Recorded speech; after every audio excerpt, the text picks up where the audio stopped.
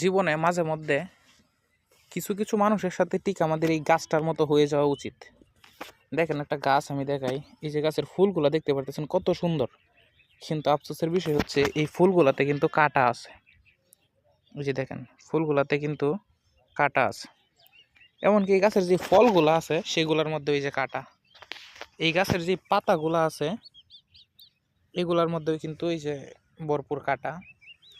আবার এই গাছের ডালপালা পুরো শরীর জুড়ে এই গাছের কিন্তু কাঁটা আছে। তো আমাদেরও উচিত কিছু কিছু মানুষের সাথে ঠিক এই গাছটার মতো হয়ে যাওয়া, যাতে কেউ ছিঁড়তে গেলেও হাতে ব্যথা পাবে, কাঁটা ঢুকবে, এবং কি ধরতে গেলেও ঢুকবে, দেখতে আবার সুন্দর দেখাবে, দেখতে বিশাল সুন্দর, বেশ সুন্দর, কিন্তু ছুঁতে গেলেই কাঁটা ধরবে। এরকম হতে পারলেই জীবনটা সুন্দর।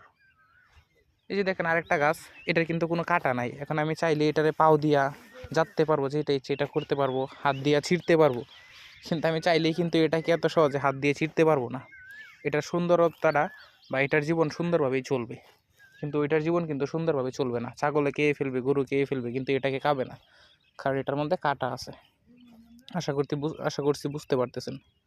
অতিরিক্ত সহজ সরল হতে গেলে জীবনে প্রচুর বাঁশ খেতে হয়।